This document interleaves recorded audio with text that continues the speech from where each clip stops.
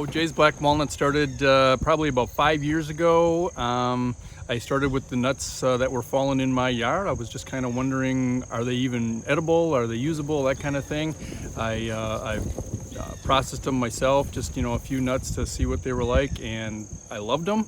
And Jay's Black Walnuts kind of was born out of that. This year I'm hoping for around 30 to 50,000, something like that, which will make several hundred pounds of black walnut nut meats when all is said and done. So I don't want to just show up on somebody's doorstep and say, hey, can I have your black walnut? So I generally, when I drive around and I notice a property that has a black walnut tree or more than one black walnut tree, I'll send them a letter, just kind of introducing myself, introducing Jay's Black Walnuts, and then asking them if they don't use their black walnuts, can I collect them from your yard and use them for my use. And almost without exception, people say, please come get them off my property, because they're messy, they're hard to mow over, all those kinds of things. So people are more than happy to let me grab the walnuts off their yard.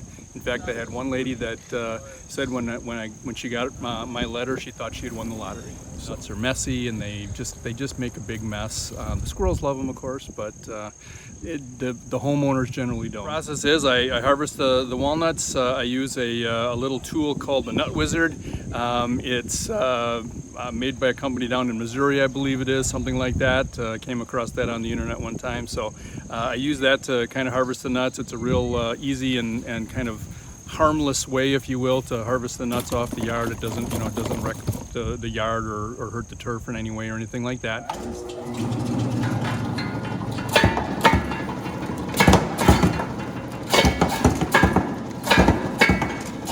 Then basically I have to shuck the nuts. Basically that's getting that big green husk off the outside. That's the real messy part. They have to get washed after that to get as much of that husk off. There's a lot of stringy particles, I guess, left on there after the shucking process.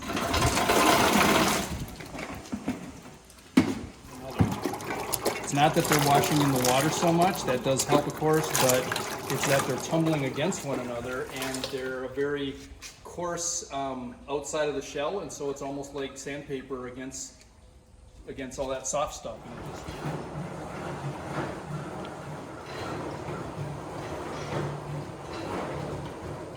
Then I dry them for a couple of days just to make sure they're nice and dry, and then basically I hang them in mesh bags for about 6 weeks, minimum of 6 weeks, before they're ready to shell. So you can see the nut meat in there is perfectly good.